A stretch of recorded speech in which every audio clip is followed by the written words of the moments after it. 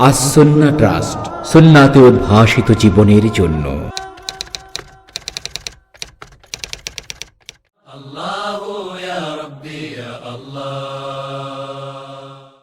ইন্নাল হামদুলিল্লাহ নাহমাদুহু ওয়া নুসাল্লি ওয়া নুসাল্লিমু আলা রাসূলিল কারীম, আম্মা বা'দ।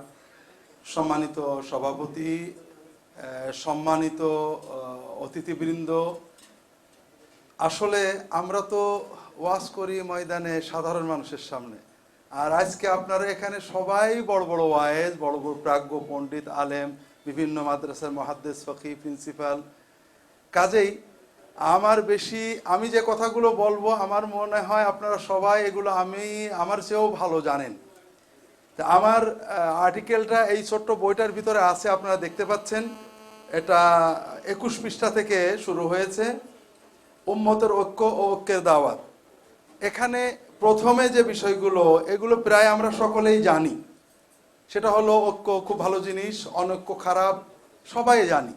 এজন্য এই বিষয়ে আমি কোনো বিস্তারিত বলবো না। আমার প্রবন্ধে লিখেছি, আপনারা এটা পড়লে এ বিষয়ে আমার কিছু মতামত পাবেন। তবে এক্ষেত্রে প্রথমেই আমি যেটা আপনাদের দৃষ্টি আকর্ষণ করছি সেটা হলো ঐক্য এবং বিভক্তি। আমার যতটুকু অনুভূতি এবং জ্ঞান, এটা মূলত কালবি আমল।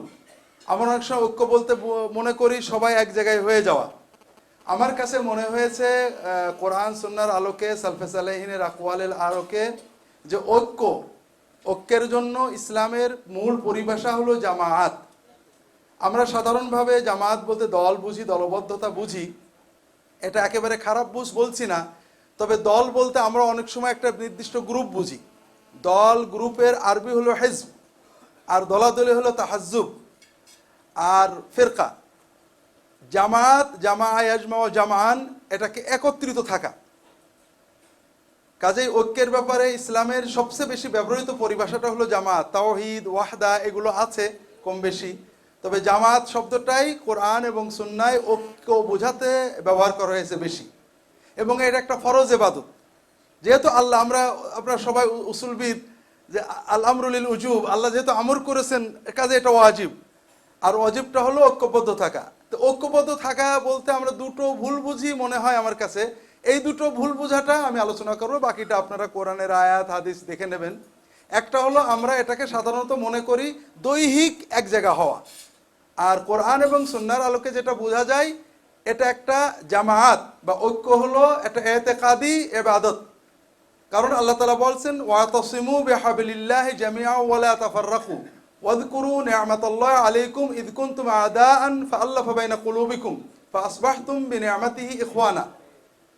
আমরা এই আয়াতে, যেহেতু আপনারা উলামায়ে কেরাম আয়াতের অর্থ সবাই জানেন, আল্লাহ তাআলা বলছেন কি, যে তোমরা শত্রু ছিলে, তাহলে পরস্পরের শত্রুতা, হৃদয়ের ভিতরে শত্রুতা পোষণ করা, বিভক্তি পোষণ করা, ও আমার দলের নয়, ও অন্য, আমি এবং সে ভিন্ন, এই চিন্তাটা পোষণ করা হলো ইফতিরাক, তাফাররুক।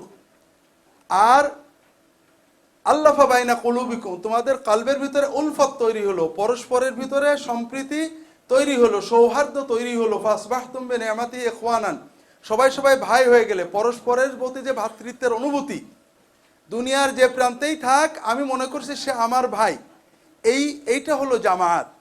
কোরআনের এই আয়াত থেকে আমরা এটাই উপলব্ধি করি, এবং রাসূলুল্লাহ সাল্লাল্লাহু আলাইহি ওয়াসাল্লামের অগণিত হাদিস থেকে, এবং যে কথাটা আমরা সবসময় বলি, আস-সুন্নাতু ওয়াল জামা, আহলুস সুন্নাত ওয়াল জামা, সাহাবীদের যুগ থেকে পরিভাষা ব্যবহার হচ্ছে। এটা বলতে তারা নির্দিষ্ট কোনো এক জায়গায় একত্রিত দলের একটা আমির, এইগুলো বোঝাননি। চেতনার ভিতরে সবাইকে এক মনে করার যে অনুভূতি, এটা বুঝিয়েছেন।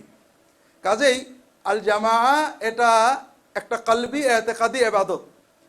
আমরা যদি অন্তত মুসলমান ইসলামত্বকে, ইমানকে সর্বোচ্চ গুরুত্ব দিয়ে এটা বিশ্বাস করতে থাকি যে সব মুসলমান আমার ভাই, আমার সাথে তার মতের অমিল আছে, কিন্তু আমরা এক দল, সেই দলের নাম ইসলাম, তাহলে আমরা জামায়াতের যে ফরজ ইবাদতটা আমার মনে হয় পালন করতে পারি, যেটা আমরা এখন করতে পারছি না। আমি আবারও বলি যে আমরা বিস্তারিত আলাপ করে লাভ নেই, কারণ আমার এখানে যারা আছেন সবাই উলামায়ে কেরাম, এবং উলামায়ে কেরামদের ভিতরে একটা বিশেষ শ্রেণী উলামায়ে কেরাম যারা তাওহীদকে, সুন্নতকে, শরিয়াতকে গুরুত্ব দেন। কাজেই বিষয়গুলো আপনারা সবাই জানেন। এটা হলো একটা বিষয়। দ্বিতীয় বিষয় হলো আমরা জামায়াত এবং ইফতিরাকের ক্ষেত্রে বাকি বিষয়গুলো আপনারা পড়ে নেবেন। ইফতিরাকের ক্ষেত্রে আমরা আরেকটা বিষয়ে মাঝে মাঝে আমরা হয়তো অস্পষ্ট হয়ে যাই, যেটা আমার আগেও মহতারাম আলোচক আলোচনা করেছেন। ইখতিলাফ মতভেদ আর ইফতিরাক বিচ্ছিন্নতা বিভক্তি এক না। মতভেদ থাকবেই, এটা মানবীয় প্রকৃতি। মানুষ আছে মানে স্বামী স্ত্রী মতভেদ আছে, এজন্য বিচ্ছিন্ন হয় না তারা। ভাই ভাই মতভেদ আছে, বিচ্ছিন্ন হলে খারাপ হয়। বাপ বেটায় মতভেদ আছে, বিচ্ছিন্ন হলে খারাপ বলে। মতভেদ মানবীয় প্রকৃতি, কাজেই মতভেদ নিন্দনীয় নয়, কখনো নন্দনীয় হতে পারে। আর বিচ্ছিন্নতা মতভেদের ভিত্তিতে আমি ওর থেকে আলাদা, এই বিচ্ছিন্নতা হলো সর্বাবস্থায় হারাম এবং নিন্দনীয়। আল্লাহ তাআলা কোরআন কারিমে নিষেধ করেছেন, এটা কাফেরদের আলামত বলেছেন, ওয়ালা তাকুনু মিনাল মুশরিকিন আল্লাযীনা ফাররাকু দীনাহুম ওয়া কানু শিয়ান। আর আমরা এখানে দিনটাকে ভেঙে ভেঙে টুকরো টুকরো করতে করতে করতে করতে অনেক দূরে চলে যাচ্ছি। এই দুটো বিষয় আমি আপনাদের দৃষ্টি আকর্ষণ করলাম। আমাদের ঐক্য নষ্ট হওয়ার কারণ কি? আমরা অনেক তাত্ত্বিক কথা বলেছি, আমি তাত্ত্বিকে বেশি যেতে চাচ্ছি না। আমি এখানে ঐক্য বিনষ্ট হওয়ার কতগুলো কারণ আপনাদের সামনে আপনাদের সদয় বিবেচনার জন্য দিয়েছি, কারণ আপনারা সবাই উলামায়ে কেরাম। প্রথমত আমরা জানি ঐক্য নষ্ট হওয়ার মূল বিষয় হলো বিশ্বাসের চেতনার অনৈক্য। মানুষ যখন বিশ্বাস ভিন্ন হয়ে যায়, তাকে আর নিজ দল মনে করতে পারে না। সে রাজনৈতিক বিশ্বাস হোক, ধর্মের বিশ্বাস হোক, যে কোনো বিশ্বাস যখন বলে যে সে আমার মতের বাইরে, এজন্য আকিদার বিশ্বাসের কারণে, আকিদার বিভক্তির কারণে, আকিদার মতভেদের কারণে বিভক্তি মুসলিম উম্মায় পুরনো। সাহাবীদের যুগ থেকেই খারেজিরা তৈরি হয়েছে, শিয়ারা তৈরি হয়েছে আলী রাদিয়াল্লাহু সময়ই, আপনারা জানেন। এরপরে সাহাবীরা বেঁচে থাকতে জাহামি, মুতাজিলি ইত্যাদি, জাহামি এবং কাদারি এরা এসেছে। এগুলো আকিদাগত, মতের বিশ্বাসগত।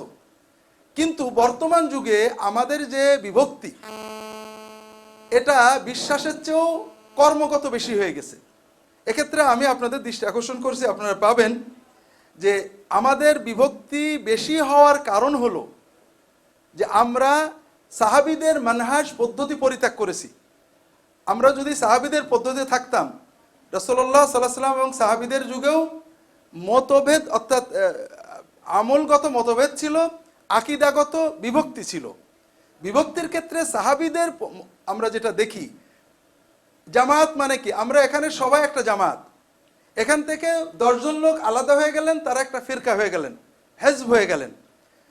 ওই যারা চলে গেলেন তারা এই বাকি লোকদেরকে অন্য দল, এরা ঠিক না মনে করছে। কিন্তু সাহাবীরা ওই বেরিয়ে যাওয়া লোকদেরকেও নিজেদের ভাই মনে করেছেন। খারেজিরা আপনারা জানেন ইসলামের সবচেয়ে বেশি পিউরিটান, সবচেয়ে বেশি ইবাদতকারী, সবচেয়ে বেশি তাহাজ্জুদ গুজার, সবচেয়ে বেশি কোরআন পাঠকারী, সবচেয়ে বেশি হিংস্র উগ্রদল। তারা ইসলাম কায়েমের নামে সাহাবীদেরকে হত্যা করেছে, সাহাবীদের লড়াই করেছে, সাহাবীদের সন্তানদেরকে মেরেছে, নির্বিচারে মানুষ মেরেছে। সাহাবীরা যুদ্ধের ময়দান ছাড়া তাদের বিরুদ্ধে কিছুই বলেননি, তাদেরকে কাফেরও বলেননি, তাদেরকে বলেছেন তারা আত্মপূজায় গোমরা হয়ে গিয়েছে। এর চেয়ে বেশি বলেননি। তাদের পিছনে নামাজ পড়েছেন, তাদের সাথে নামাজ পড়েছেন। অর্থাৎ ওরা আমাদেরই ভাই, ওরা ভুল করেছে, ফিরিয়ে আনতে পারি কিনা, ওরা আমরা আলাদা, এই চিন্তা সাহাবীরা করেছেন। আমি অন্তত এরকম দেখতে পাচ্ছি না। দ্বিতীয় হলো ফিকহি মতভেদ। আমি আপনাদের এখানে আরেকটা বিষয় এনেছি পরে, সেটা আগেই আমি বলে রাখি। সেটা হলো আমরা আজকাল যেটা দেখতে পাচ্ছি, বিভক্তি নিয়ে অনেক কথা আমরা বলছি, ঐক্য নষ্ট হচ্ছে কেন? আমরা বইয়ে পড়তাম আহলুস সুন্নাত ওয়াল জামাত, সুন্নত মানে রাসূলুল্লাহর সুন্নত, জামাত মানে ঐক্য। এর বিপরীতে সবসময় মাশায়েখরা আছেন, ব্যবহার করেন আহলুল বিদআত ওয়াল ইফতিরাক অথবা আহলুল বিদআত ওয়াল ফুরকা। তার মানে যারা বেদাতপন্থী তারা দলাদলি করে। বর্তমানে আমরা বাংলাদেশে 2 ধরনের ইসলাম পাওয়া যায়। এক ধরনের ইসলামে সেখানে কোনো হানাহানি মারামারি নেই, পর্দার কথা নেই, হালালের কথা নেই, হারামের কথা নেই, মদের কথা নেই। ধরেন আমি একটা খানকার খলিফা, ফুরফুরা খানকা মনে করেন, আরেকজন একটা খানকা আছে, একটা মাজার আছে, একটা দরগা আছে, একটা দরবার আছে, সেখানে হিন্দু, মুসলমান, বৌদ্ধ, খ্রিস্টান সবাই যাচ্ছেন, সেখানে দোয়া নিয়ে চলে আসছেন। কারোর পর্দা আছে না নেই তারা বলবেন না, সুদ খান কিনা তারা বলবেন না। এই ধরনের মুসলমান বাংলাদেশে অভাব নেই, আপনাদের জানা আছে আশা করি। এরা অনেক, আপনারা বলেছেন শায়েখ কেন্দ্রিক বিভক্তি, এদের অনেক শায়েখ আছে, মারামারি করে না। এক শায়েখ আর এক শায়েখের বিরুদ্ধে বলে না, এক দল আর এক দলের বিরুদ্ধে বলে না। অন্তত বাংলাদেশে শতাধিক গৌসে আজম আছে, প্রত্যেকে বিশ্বাস করে তার হুজুর একমাত্র গৌসে আজম, কিন্তু এক গৌসে আজম আর গৌসের বিরুদ্ধে বলে না। শতাধিক মুজাদ্দেদে জামান আছে, প্রত্যেকে বলে আমার হুজুর একমাত্র মুজাদ্দেদ জামান, কিন্তু এক হুজুর আর এক হুজুরের বিরুদ্ধে বলে না যে তোরা কাফের হয়ে গেছিস, আমার মুজাদ্দেদ মানিস নি, এটা বলে না। কিন্তু এর বিপরীতে যে মুসলমানেরা, যে আউলামায়ে কেরাম, ধার্মিক প্র্যাকটিসিং মুসলমান যারা শরিয়াতকে গুরুত্ব দেন, নামাজ পড়েন এবং কেউ না পড়লে মনে ব্যথা পান, কোরআন পড়েন না পড়লে ব্যথা পান, শরিয়া পালন না হলে ব্যথা লাগে, এই ধরনের তাওহীদ সুন্নাহ এবং শরিয়াতকে গুরুত্ব দেন, পালনে মতভেদ থাকতে পারে, এই ধরনের মুসলমানদের মারামারি, হানাহানি, প্রান্তিকতা আমার তো মনে হয় সব সীমা ছাড়িয়ে গেছে। এখন একটু আগে আমরা বোধহয় বলছিলেন নিরাপত্তা, নামাজ পড়ো না, নামাজ পড়লে মরার ভয় আছে, কারণ আমিন আর জোরে আমিন আসতে মারামারি হয়ে যাবে। আমার আলমডাঙ্গা, বিশ্বাস করেন ভাই, আমাদের ঝিনাইদহের পাশে আলমডাঙ্গা, সেখানে আমিন জোরে আর আসতে বলা নিয়ে মারামারি হয়ে মানুষ একজন শহীদ হয়েছেন, অবশ্য জাহান্নামে যাবেন, কারণ আপনারা জানেন যে ইদাল তাকাল মুসলিমান বেসাইফাইহিমা ফালকাতে ওয়াল মাকতুল কালামা ফিন্নার। এখন আমার কথা হলো, আহলুস সুন্নাতে ওয়াল জামা, যারা ঐক্য এবং সুন্নতের দাবি করছি, তারা কেন এত বিভক্ত? আর যারা আমরা বলছি ওরা বেদাতি, ওরা আহলুল বেদাত ওয়াল ইফতিরাক, দলাদলি করে, ওরা কেন বিভক্ত নয়? তার মানে আমরা সাহাবীদের মানহাজ পদ্ধতিটা ত্যাগ করেছি। সাহাবীরা বেদাতিদেরকে আকিদায়, চেতনায়, বিশ্বাসে যারা ভুল করেছেন, তাদের ভুল বললেও নিজেদের মনে করতেন, ওরা মুসলমান, আমাদের ভাই, ভুল করে সরে গেছে। আর ফেকার ব্যাপারে, ফেকহি ব্যাপারে শত মতভেদ সাহাবীদের যুগে ছিল। আপনারা সবাই উলামায়ে কেরাম মুসান্নাফাতগুলো পড়ে দেখেন, সাহাবীগণ, তাবিঈনগণ এমন বিষয়ে মতভেদ করেছেন আমরা কল্পনাই করতে পারি না। কিন্তু এই মতভেদের কারণে কেউ কাউকে খারাপ বলেননি। তাদের মানহাজ আমি কি পেয়েছি আমরা পড়তে, যে তারা বলেছেন এইটা আমার দলিল, এমনকি ওরটা বাতিল, এই কথাটাও সাহাবী তাবেঈনরা বলেননি। আমি এই দলিল পেয়েছি, এইটা আমল করি। এখন আমরা যেটা করেছি, আমরা আকীদার বিষয়ে তো মানুষকে খারাপ বলছি, এমনকি আকীদার বিষয়ে কাফের বলার পাশাপাশি ফিকহি বিষয়ে, ছোট ছোট বিষয়ে, যেটা আকীদার হয়তো মৌলিক বিষয় নয়, আমি এখানে লিখেছি আকীদার জুজইয়াতকে কুল্লিয়াত বানাচ্ছি আমরা, এবং আকীদার বিষয় নয় যেগুলো ফিকহের বিষয়, সেগুলোকেও আকীদার বিষয় বানিয়ে ফেলছি এবং বিভক্তি বাড়িয়ে দিচ্ছি। আমার ধারণা মতে, আমার চিন্তা মতে যেটুকু বুঝেছি, আহলুস সুন্নাত ওয়াল জামাত হলো ইনক্লুসিভ। আমরা সবাই আহলুস সুন্নাত ওয়াল জামাত, সব মুসলমান আহলুস সুন্নাত ওয়াল জামাত। কেউ যদি ঘোষণা দিয়ে বেরিয়ে গেল। আর আমরা এখন বর্তমানে হয়েছি এক্সক্লুসিভ, কেউ না, শুধু আমি আর তুমি, আর কেউ ঢুকতে পারবে না। তো এখানে তো জামাত হলো না। এই জন্য ঐক্যের চিন্তাটা হবে ইনক্লুসিভ, প্রত্যেক মানুষই আমার সাথে, আমরা সব মুসলমান ভাই, মতের অমিল আছে, এটা স্বাভাবিক, কিন্তু সে আমার বেদল নয়। এরপরে যে বিষয়গুলো আমার কাছে মনে হয়েছে আমাদের বিভক্তি তৈরি করছে, বিশেষ করে শরিয়া ভালোবাসা মানুষদের ভিতরে, দাওয়া পদ্ধতির মতভেদ। আমরা নিজের জীবনে ইসলাম পালনের পাশাপাশি অন্যের জীবনে ইসলামের আহ্বান জানাতে যে বিভিন্ন পদ্ধতি হয়েছে, আপনারা সবাই জানেন। কেউ খানকার মাধ্যমে, কেউ ময়দানি দাওয়াতের মাধ্যমে, কেউ রাজনীতির মাধ্যমে, কেউ টিভি মাধ্যমে দাওয়াত দিচ্ছেন। এখন প্রত্যেক গ্রুপ নিজের পদ্ধতিটাকে শুধু পদ্ধতি আর বলছেন, এটাকেই দিন মনে করছেন, এবং অন্যদেরকে বেদল মনে করছেন। এইরকম চেতনা ব্যাপক বেড়ে গেছে।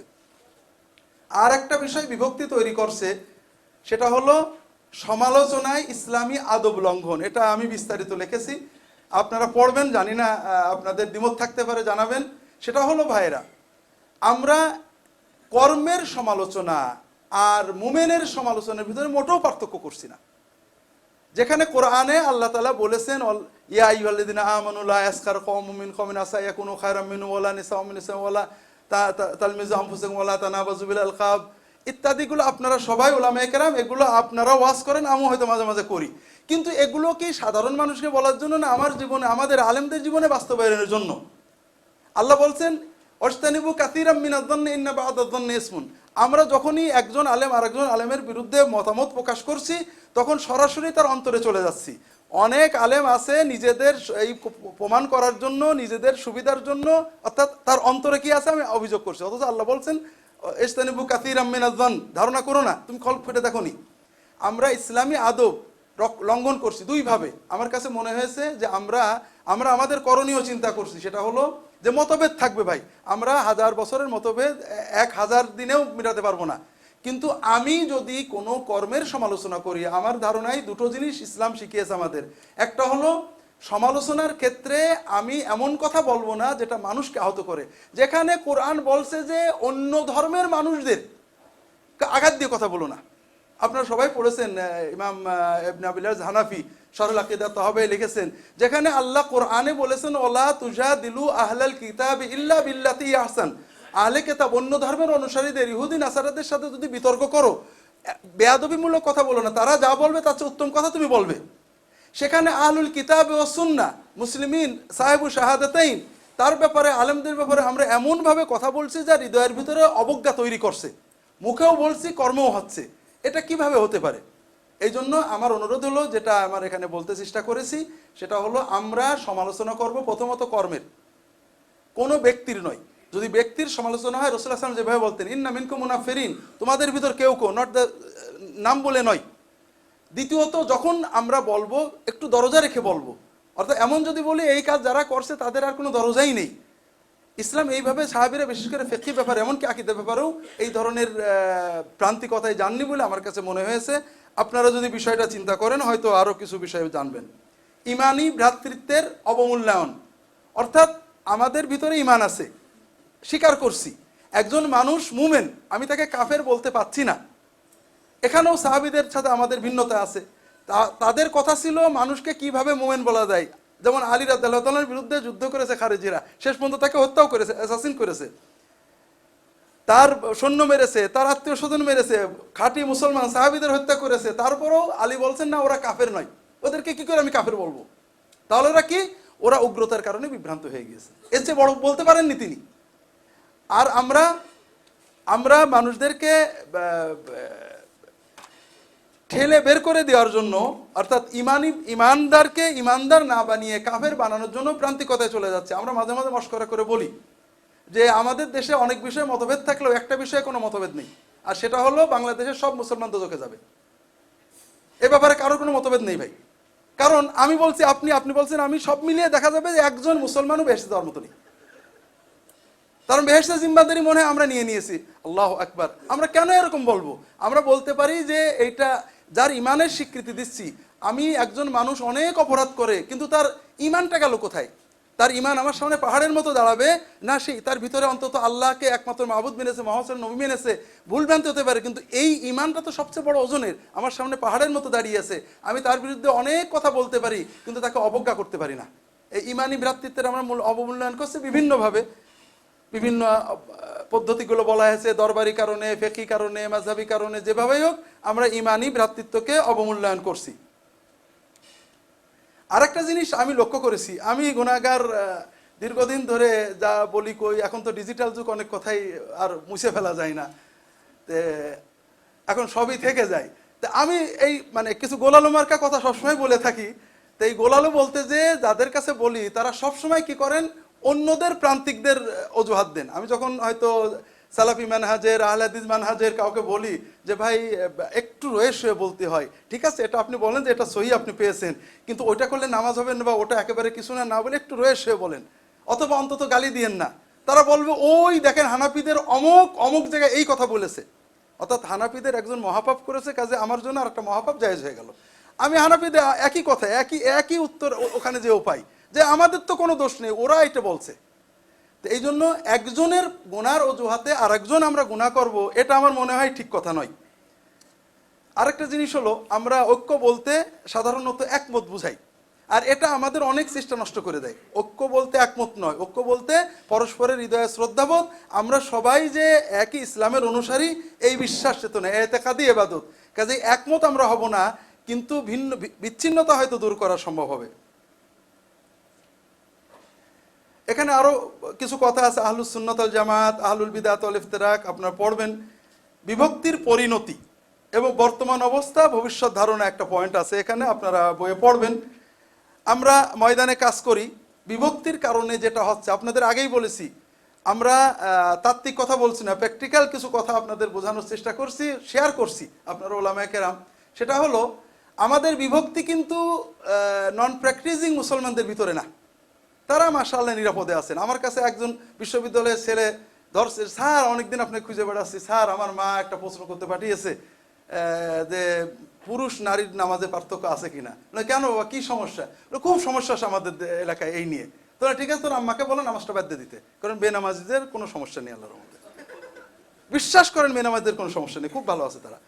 তো এখন বিষয় হলো যে বর্তমানে যেটা হয়েছে, যারা প্র্যাকটিসিং না তারা তো প্রত্যেকে যার যার বিষয় নিয়ে আসেন। প্র্যাকটিসিং মুসলমান যারা, তারা আমরা এত বেশি ঝগড়া করছি। আমি ময়দানে কিছু কাজ করি, এটা আল্লাহ ভালো মন্দ জানেন। বর্তমানে বাংলাদেশে গ্রামে গঞ্জে গেলে দেখবেন মুসলমান বহু গুণে খ্রিস্টান হচ্ছে। এছাড়া কাদিয়ানি, শিয়া, বাহাই, কোরআনপন্থী বিভিন্ন মানে অ্যাকিউট বিভ্রান্তি সমাজে ছড়াচ্ছে। আমরা যখন সমাজে যে এই দুই শ্রেণীর প্র্যাকটিসিং মুসলমান আলেমদের সাথে কথা বলি, এখানে লিখেছি আপনাদের বলি, একটু শেয়ার করি। যখন আমরা বলি যে ভাই তোমার গ্রামে 20 জন 25 জন 50 জন খ্রিস্টান হয়ে গেছে অথবা এইরকম হয়ে গেছে, চলো যাই ওদেরকে দাওয়াত দিই, তোমরা ঝগড়া থামাও, আমিন জোরে আসতে যে যা বলে বলুক না, আমিন মোটে বাদ দিক, তোমরা চলো ওইখানে যাই। এক গ্রুপ বলে শোনেন এসব কথা আপনিও ওদের দলের, কারণ আহলে হাদিস ফিতনা খ্রিস্টান ফিতনার চেয়েও বড় ফিতনা। খ্রিস্টান হইলে এক ঘুরে করে ফেরত আনা যাবে, আহলে হাদিস হলে আর কোনদিন ভালো হয় না, আগে আহলে হাদিস ফিতনা ঠেকাই তারপরে খ্রিস্টান ফিতনা দেখাবো। এরপরে আরেক গ্রুপ, এখন মাঠের খেয়ে গেলাম আরেক গ্রুপের কাছে। আরেক গ্রুপ বলছে দেখেন ওই যে বেনামাজি হানাফি, ওরা তো আদৌ মুশরিক, ওরা ইসলাম নামের কলঙ্ক, ওরা খ্রিস্টান হয়েছে ভালো আসছে, আমরা ইসলামটা পবিত্র হবে, ওসব বাদ দেন, আমরা সহি কথা বলবো, যত গোলমালাই হোক। তো এখন বিষয় হলো, এটা হলো প্রথম পরিণতি। বাস্তবে আপনারা ময়দানে গ্রামে গঞ্জে গেলে দেখবেন নগ্নতা, অশ্লীলতা, বেহায়াপনা, হারাম, পারিবারিক অবক্ষয় এত ছড়িয়েছে যেটা চিন্তা করা যায় না। এর সাথে ধর্মান্তর তো আছেই। আমরা দিনী ওয়াজ মাহফিলে দাওয়াতে অধিকাংশ ক্ষেত্রে প্রায় 90% দাওয়াত হচ্ছে এই ছোট ছোট ইখতিলাফি বিষয়ে। একজন ওয়াইজে মিলাদের পক্ষে বলছেন, আরেকজন মিলাদের বিপক্ষে। ওই গ্রামে হাজার হাজার বেনামাজি আছে, এগুলো নিয়ে কথা হয় না। মানুষের পারিবারিক বাঁধন ছিঁড়ে গেছে, পারিবারিক হিংস্র বাড়তে, তালাক বেড়ে গেছে, হারাম বেড়ে গেছে, এগুলো নিয়ে কথা হয় না। মানুষ বিনা চিকিৎসায় মারা যাচ্ছে, এগুলো নিয়ে কথা হয় না। আবার আমরা কেউ যে মানে মাযহাবের পক্ষে, কেউ যে মাযহাবের বিরুদ্ধে বলছি ঘন্টার পর ঘন্টা জমজমাট, কিন্তু এগুলো নিয়ে কথা হচ্ছে না। এর ফলে ভিতরে ভিতরে অবক্ষয়, ধর্মান্তর ব্যাপক বেড়ে যাচ্ছে। এটা বাড়তে থাকলে আসলে মনে হয় না যে আমাদের কারোর জন্যই ভালো হবে। আরেকটা জিনিস, আমরা আকিদা তাহাবিয়া ইমাম তাহাবি বলছিলেন যে আহলুল উলামা সালাফে মিনাস সাবিকিন আহলুল হাদিস ওয়াল আসার ওয়া আহলুল ফিকহ ওয়ান নাযার নহসিনু যান্না ফীহিম ইলা, যারা সালফে সালিহিন উলামায়ে কেরাম, আহলে হাদিস এবং আসার, আহলে ফিকহ এবং নাযার, সবাইকে আমরা ভালোবাসি, তাদের ব্যাপারে ভালো ধারণা পোষণ করি। এই কথাটার ব্যাখ্যায় আমাদের শেখ আব্দুল আজিজ আল শেখ লিখছিলেন যে ইসলাম আসছে সাহাবীদের থেকে, এই জন্য সাহাবীদের ব্যাপারে খারাপ ধারণা আসলে ইসলাম পাওয়া যায় না, কারণ কোরআন তো তারা দিয়েছেন, হাদিস তারা দিয়েছেন। ঠিক তেমনি ওলামায়ে কেরামের মাধ্যমে মানুষ ইসলাম জানে। আলেমদের প্রতি শ্রদ্ধাবোধ হৃদয়ের গভীরে নিটুট বাংলাদেশের মুসলমানদের। যত মিডিয়া বলেন, এনজিও বলেন, যতই আলেমদের খারাপ বলা হোক, নাটকে দাড়িওয়ালা হুজুরদেরকে খারাপ চিত্র করা হোক, আলেমদের প্রতি শ্রদ্ধাবোধ কিন্তু কমে না। কিন্তু যখন একজন আলেম আরেকজন আলেমের বিরুদ্ধে, আমরা বলেই চলেছি, বিশেষ করে মিডিয়ার যুগে, বিশ্বাস করেন ভাইরা, এখন আমাদের সকলের ওয়াজ এক জায়গায় জমা হয়ে আছে, যেটার নাম ইন্টারনেট। আমি দীর্ঘ না করে ফেলি, আমাদের সকলের ওয়াজ এক জায়গায় জমা হয়ে আছে ইন্টারনেটে। আমার যেটা ধারণা হয়েছে, আমাদের বাংলাদেশের মাত্র 15-20% মানুষ প্র্যাকটিসিং, যারা নামাজ কালাম পড়েন, বা এরা কোনো না কোনো দলের অনুসরণ করেন, কেউ আহলে হাদিস, কেউ হানাফি, কেউ ফুরফুরা, কেউ চরমনাই, কেউ শর্টিনা ইত্যাদি। আর বাকি সাধারণ মুসলমান ইসলাম ভালোবাসে, মাঝে সাঝে নামাজ পড়ে, মাঝে মাঝে পড়েও না, কিন্তু ইমান আছে। নির্দিষ্ট একটা সমস্যায় সে অস্থির হয়ে যায়, ইসলাম কি বলে, হয় বউয়ের সাথে ঝগড়া হয়েছে, নাহলে বাপের সাথে সমস্যা হয়েছে, অথবা চাকরি নিয়ে সমস্যা হয়েছে, সে ইসলামের একটা সমাধান চায়। সে হয়তো নামাজও ঠিক করে পড়ে না, কিন্তু তার ভিতর ইমান আছে, ইসলামের সমাধান সে চায়। এখন সে ইসলামের সমাধান খুঁজতে আলেম সার্চ করে। সে দেখা গেল আব্দুল্লাহ জাহাঙ্গীর, ইহুদিন আসারের দালাল, অমক ইহুদিন আসাদ, অমক ইহুদিন আসাদ, অমক এত অমক, অর্থাৎ সমাজের যত আলেম ভালো আছেন প্রত্যেকের ব্যাপারেই সে খারাপ কথাগুলো পাবে। একমাত্র একান্ত যারা শরিয়াত মানে না, একেবারেই নগ্নতা নিয়ে আসেন, তাদের ব্যাপারে কোনো খারাপ কথা পাবে না। তাহলে এই সকল আলেমদের চরিত্রহনের মাধ্যমে আমরা কি করছি? প্রত্যেকের আলেমের নাম ধরে নাম ধরে নাম ধরে নাম ধরে, দল গ্রুপের নাম ধরে নাম ধরে নাম ধরে আমরা যেটা করছি, এটাতে ইসলামের জড় কেটে যাচ্ছে। আমার কাছে মনে হয়েছে, আমি একবার টিভিতে তাকে বলছিলাম, একজন কোহর আপত্তি করছিলেন যে আমরা দুটো জিনিস বলে ভুল করছি। একটা হলো আমরা সহিহ হাদিস মতো চলতে হবে, এটা ঠিক কথা। আরেকটা যখন বলি দেশের মানুষ কেউ কিছু বোঝে না, আলেম ওলামা কেউ কিছু বোঝে না, এটাতে কি হয়, সাধারণ যুবক, সাধারণ মানুষদের ভিতরে আলেমদের সাথে যে নাড়ি, এটা কেটে যায়, সে অস্থির হয়ে যায়। আমরা সমাজে দেখেছি, একজন মানুষ একটা কোরআন নিয়ে গেছে। আমাদের দেশে যে খ্রিস্টান মিশনারি কর্মতৎপরতা আছে, তার একটা হলো মোবাইলের মাধ্যমে।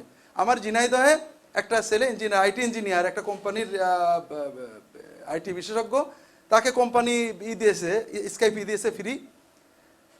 সে আসছে যেভাবেই হোক, তার ওই স্কাইপিতে চ্যাট করে বিভিন্ন এলাকার ওই প্যারাগুয়ে, উরুগুয়ে, বিভিন্ন জায়গার, তুমি আর কি ধর্ম, আমার বাড়ি উরুগুয়ে, আমার ধর্ম খ্রিস্টান, তোমার ধর্ম কি, কোনোদিন শুনিনি। এরা সবাই ট্রেন্ড প্রিচার খ্রিস্টান। এরপরে তারা প্রশ্ন করে, প্রশ্ন কি, আমার কাছে প্রশ্ন নিয়ে আসছে এক গাদা। প্রশ্ন হলো, অনেক মানুষ, হু কিল্ড মেনি পিপুল। দ্বিতীয় প্রশ্ন, who order to kill people not for following religion. এরকম অনেক প্রশ্ন আছে। এখন আপনি ওর দর কেটে দিয়েছেন, আলেমরা ভালো না, ও কোরআন পড়ে দেখছে, তাই তো কোরআনে তো যুদ্ধের কথা আছে, তাই তো মোহাম্মদ সাল্লাহ সাল্লাম তো যুদ্ধ করেছেন, তো ও কার কাছে যে সমাধান নেবে। যাই হোক, আমি তাকে বললাম যে তোমার দুটো প্রশ্নের উত্তর আমি নিজে দিয়ে দেব, তুমি তাকে মেল করে দাও, এরপরে রেসপন্স দেখো। তা প্রথম প্রশ্ন, যেহেতু আপনাদের মনে প্রশ্ন বলে ফেলেছি, হয়তো প্রশ্নটা আপনাদের মনে দাগ কাটবে, হু কিল্ড মেনি পিপুল। তা আমি উত্তরে লিখলাম, God of the Old Testament killed millions of innocent people according to the Bible. And according to the Bible, Jesus Christ is God of the Old Testament. So he killed many people. বাইবেলে পুরাতন নিয়মের যিনি ঈশ্বর, যাকে ঈশ্বর বলা হয়েছে, তিনি মিলিয়নস অফ ইনোসেন্ট পিপুল কে হত্যা করেছেন বলে বাইবেলই বলেছে, নির্বিচারে। আর যেহেতু খ্রিস্টান বিশ্বাস অনুযায়ী যীশু খ্রিস্ট পুরাতন নিয়মের ঈশ্বর, জিহোবা, কাজেই তিনি সবচেয়ে বেশি মানুষ হত্যা করেছেন। আমি 2 পৃষ্ঠার কোটেশন দিয়েছি বাইবেল থেকে বিভিন্ন। দ্বিতীয়টা লিখছি, who order to kill people, Jesus Christ order to kill people for not following him. এটা লুক আছে, লুকের 17 অধ্যায় আছে, those mine enemy that would not I reign upon them, bring them here and slay them before me. যারা আমার রাজত্ব পছন্দ করে না, তাদের আমার সামনে এনে আমার সামনে জবাই করো। এরপর আরো কোটেশন দিছি, এটা কারোর উপর আক্রমণ উদ্দেশ্য নয়। উদ্দেশ্য হলো যে এই যে একতরফা বিভিন্ন অপপ্রচার চলছে, এটার জন্য তার মনে যখন প্রশ্ন জাগে, ও যাবে কার কাছে? আব্দুল্লাহ জাহাঙ্গীর ইহুদিন আসারার দল, ডক্টর জাকির নাইক ইহুদিন আসারার দল, ডক্টর সাইফুল্লাহ ইহুদিন আসারার দল, কাজী ইব্রাহিম ইহুদিন আসার দল, শাহুল্লাহ ইহুদিন আসারার দালাল, ও যাবে কার কাছে? তাহলে উত্তরটা কোথায় পাবো? তো আস্তে আস্তে অন্য দলে বিভ্রান্ত হয়ে যাবে। এই জন্য আলেমদের ব্যাপারে আমার অনুরোধ হলো, আমরা সমালোচনা করি কর্মের, ব্যক্তির নয়। এটা আমি মাঝে মাঝে আমার সাধারণ মানুষদের, ওলামায়ে কেরামদের জন্য নয়, সাধারণ মানুষদের জন্য আমি উদাহরণ দিই যে একটা নাপাক দ্রব্য নাপাক, কিন্তু ওই নাপাক দ্রব্যটা যদি জগের পানিতে যায়, পানি পুরোটাই নাপাক, কিন্তু ওটা যদি পুকুরে ফেলে দেওয়া হয়, পুকুরের সব পানি নাপাক হয় না। একটা কর্ম বেদাত হতে পারে, হারাম হতে পারে, একটা মানুষ যদি শুধু এই কর্মটা করে সে গুনাহগার হতে পারে, কিন্তু একজন আলেম দিনের দায়ী ইজতিহাদি ভুলের কারণে ওই কর্ম করেছেন, এই এক কর্মওয়ালা আর ওই অনেক কর্মের ভিতরে এক কর্ম, এটা এক হতে পারে না। এই জন্য আমাদের আলেমদের দায়ীদের সমালোচনা করার ক্ষেত্রে খুবই সচেতন হওয়া দরকার বলে আমি মনে করি। আর বিভক্তির পরিণতি হিসেবে আমাদের জন্য যেটা, আমি হানাহানির কথা আপনার বলেছি, মারামারি শুরু হয়েছে রমজান আসলে 8 টাকাত 20 টাকাত নিয়ে তারা মারামারি শুরু হয়ে যায়। এজন্য গত রমজানে আমি একটা বক্তব্য বলছিলাম, কিছু মজার কথা, কেউ মাইন্ড করবেন না। আমি বলছিলাম যে ভাই, সৌদি আরবের আলেমদের ইমান খুব দুর্বল, আর আমি সৌদি আরবে থেকে দুর্বল ইমান হয়ে গেছি। কারণ সৌদি আরবে 8 টাকাত না তারাবি হয় ব্যাপক, 20 টাকা তো কোনো কোনো মসজিদে, রিয়াদেও কোনো কোনো মসজিদে হয়। 8 টাকা তো চলে, 20 টাকা তো চলে। কেউ কারোর বিরুদ্ধে চ্যালেঞ্জও করে না, কেউ কারোর বিরুদ্ধে ফতোয়াও দেয় না, কেউ কারোর খারাপও বলে না। সর্বোচ্চ গোল আলু মার্কা আর্টিকেল লেখে যে দলিল কোরআন সুন্নাহর আলোকে এইটা উত্তম, কেউ বলে এইটা উত্তম। তো এইরকম দুর্বল ইমান আমরাও হয়ে গেছি। তো এই জন্য ভাইরা, এই যে হানাহানি রক্তারক্তির জন্য আলেমরা দায়ী ভাই, সাধারণ মানুষ না। আমি যখন কড়া করে বলি ওরা নবীর দুশ্মন, আমি যদি কড়া করে বলি ওরা কিছু মানে ওদের, তখন সাধারণ মানুষ উজ্জীবিত হয়ে যায়, ওরা মারামারির জন্য প্রস্তুত হয়ে যায়। এই জন্য হানাহানি রক্তারক্তি যদি না এড়াতে পারি, আমার তো মনে হয় আজ থেকে 20 বছর পরে হানাফি মসজিদ, আহলে হাদিস মসজিদ, এই অমুক দলের মসজিদ, প্রত্যেক মসজিদে পুলিশ দেওয়া লাগবে, তা না হলে আমরা নামাজ পড়তে পারবো না। সমস্যার সমাধানে আমাদের করণীয়, সমস্যার সমাধানে আমাদের করণীয়র ক্ষেত্রে কয়েকটা বিষয় আপনাদের দৃষ্টি আকর্ষণ করার চেষ্টা করেছি। সেটা হলো, এটা সমস্যা কিনা। অনেকে মনে করেন আমি হক কথা বলবো, ফাসদা বিমা তুমার, কাজেই বিভক্তি হলে হবে। কেউ মনে করছেন যে ঐক্য হবে সত্যের উপরে, কাজেই যারা সত্য আমি যেটা বলছি, অন্য সবগুলো ভুল, কাজেই ঐক্য টক্য দরকার নেই, আমি হক কথা বলবো, একসঙ্গে সবাই আমার দলে চলে আসবে। এই ধরনের চিন্তা হলে এটাকে সমস্যা মনে করা হয় না, কিন্তু আমার কাছে এটাকে সমস্যাই মনে হয়। কারণ উম্মতের ভিতরে, বিশেষ করে ধার্মিক মানুষদের ভিতরে যে ধরনের বিভক্তি প্রান্তিকতা আমরা দেখছি, এটা যদি উলামায়ে কেরাম আপনারা সবাই মিলে সহনশীলতা, অন্য না, অন্তত আমি সহনশীল হই, আমি সবাইকে ভালোবাসি, সবাইকে শ্রদ্ধা করতে শিখি, আমার সাথীরা শিখুক, এই জন্য আমরা যদি সমস্যার সমাধানে সচেতন হই, এটা যে কত গুরুত্বপূর্ণ ইবাদত এটা যে অনুভব করি, আমার আচরণে এটা প্রকাশ পাবে। তবে আমি বেশি বিষয় লেখিনি, আমি শুধু এখানে সমস্যার সমাধানে একটা বিষয়ের উপরেই গুরুত্ব দিয়েছি অন্যান্য বিষয়ের পাশাপাশি। একটা তো হলো যে এই যে কারণগুলো বললাম, কারণগুলো আমাদের আমরা এখানে যে হয়তো শতাধিক মানুষ আছি, আমরা এই 100, 150, 200 জন দায়ী যদি আপাতত এই কারণগুলো বন্ধ করি, দেখবেন অনেক কমে গেছে ঝগড়া। আমরা যদি সহনশীলভাবে কথা বলি, ভিন্ন মতের আলোচনার পাশাপাশি ভিন্ন মতের মুসলমানদের প্রতি শ্রদ্ধাবোধ জানাই, দেখবেন এটা কমে গেছে। দ্বিতীয় হলো যেটা আমি এখানে বলতে চেয়েছি, সেটা হলো আসলে দূরত্ব, অন্তরের দূরত্ব দেহের দূরত্ব থেকে বাড়ে। আর আল্লাহ কোরআন কারিমে বলেছেন যে বিভক্তির কারণ হলো বাগিয়াম বাইনাহুম, বাগাওয়াত, অহংকার, হিংসা, শত্রুতাবোধ অথবা ওর চেয়ে বড় হওয়ার চিন্তা, সবসময় বিভক্তির এটা কারণ। আমরা যখন এক জায়গায় বসি ভাইয়েরা, সালাম দিই, মুসাফা করি, আমাদের মনের দূরত্বটা দূর হয়, পরস্পরের সম্প্রীতি বাড়ে। ওই ওয়াজের মাহফিলে যে খারাপ কথা বলতে দে এই লাগে না, তার সাথে আমি হাসছি, সালাম দিছি। মনে করেন আব্দুর রাজাক বিন ইউসুফ অনেক বড় আলেম, আমি কোনোদিন তাকে দেখিনি, পিস টিভিতে দেখলাম, সালাম করলাম, কোলাকুলি করলাম।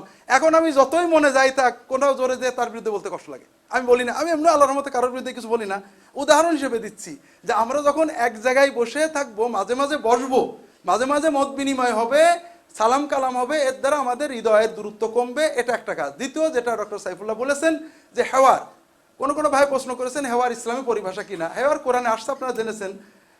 তবে এটা হেওয়ার বলি অথবা মুনাজারা বলি, মুনাজারা বা জেদাল এটা ইসলামের সাহাবীদের যুগে ছিল না। আপনারা জানেন মুতাজিলিরা ক্ষমতায় আসার আগে এই যে আমরা এখন বাহাস নামে বিতর্ক করি, এক দল একমত নি, আরেক দল আরেক মত নিয়ে প্রত্যেকে নিজের মত জয়ী করার চেষ্টা করি, এটা ইমাম গাজালিও বিস্তারিত লিখেছেন। মুতাজিলিরা আসার পরে ইসলামের কুরুনে সালাসা আরবা যাওয়ার পর থেকে এটা আসছে। ইসলামে যেটা আছে সেটা হলো হেওয়ার বললে ভালো বোঝা যায় যে প্রত্যেকেই আমরা আলোচনার মাধ্যমে একটা সত্যে পৌঁছানোর চেষ্টা করি। যদি একমত নাও হতে পারি, পরস্পরের শ্রদ্ধাবোধ থাকবে। এখন যদি আমি ডক্টর সাইফুল্লাহকে বলবো এবং আপনারা এখানে যারা আছেন সবাই, যদি আমরা নির্দিষ্ট কিছু বিষয়, একটা ছোট্ট বিষয়, ছোট হোক, বিশ্বাস করেন ভাইরা, বাংলাদেশে একটা বিষয়ে যদি বাংলাদেশের বিভিন্ন মতের 10 জন আলেমের সিগনেচার করে একটা মত যায়, সমাজের লক্ষ লক্ষ যুবক উজ্জীবিত হবে, না মুসলমানরা আলেমরা অন্তত একটা বিষয় একমত হয়েছে। তা আপনারা যদি পারেন এই ধরনের কিছু করা, যে আমরা বিভিন্ন মতের আহলে হাদিস, সালাফি, হানাফি, কওমি, আলিয়া, সৌদি আরব, দারুল উলুম দেওবন্দ, বিভিন্ন মতের আলেমরা একটা বিষয় নিয়ে আলোচনা করবেন সৌহার্দ্যপূর্ণভাবে। একমত হলে আলহামদুলিল্লাহ, দ্বিমত হলে লিখবেন যে এই বিষয়ে আমরা দ্বিমত করলাম। এই যে এক জায়গায় বসে দ্বিমত করলাম, এটাও উম্মতের জন্য অনেক কল্যাণকর বিষয় হবে। আমি সবাইকে এ ব্যাপারে আহ্বান জানাচ্ছি। আমাদের যারা, বিশেষ করে ডক্টর সাইফুল্লাহ আমাদের সৌদি ইউনিভার্সিটি অ্যালামনাই অ্যাসোসিয়েশনের সভাপতি হিসেবে তাকে অনুরোধ করব আমাদের সকলের পক্ষ থেকে, এবং যেহেতু সৌদি এমবেসি আলহামদুলিল্লাহ আমাদের এই ধরনের ভালো কাজে সাপোর্ট দান করেন, আমরা তাদেরকে শুকরিয়া জানাই, তাদের জন্য আল্লাহর কাছে দোয়া করি। আমি আশা করব এই ধরনের কোনো হেওয়ার বা কোনো ইজতেমার ব্যবস্থা যদি করতে পারেন, এটা আমাদের জন্য অত্যন্ত উপকারী হবে। আমি আর দীর্ঘ করছি না, আমার কথা মোটামুটি শেষ করে ফেলছি। আপনাদের কোনো মুদাখালাত মানে প্রশ্ন নয়, আপনাদের সমালোচনা বা সংযোজন থাকলে আপনারা বলবেন। আল্লাহু আলাম। আল্লাহুম্মা সাল্লি আলা মুহাম্মদ।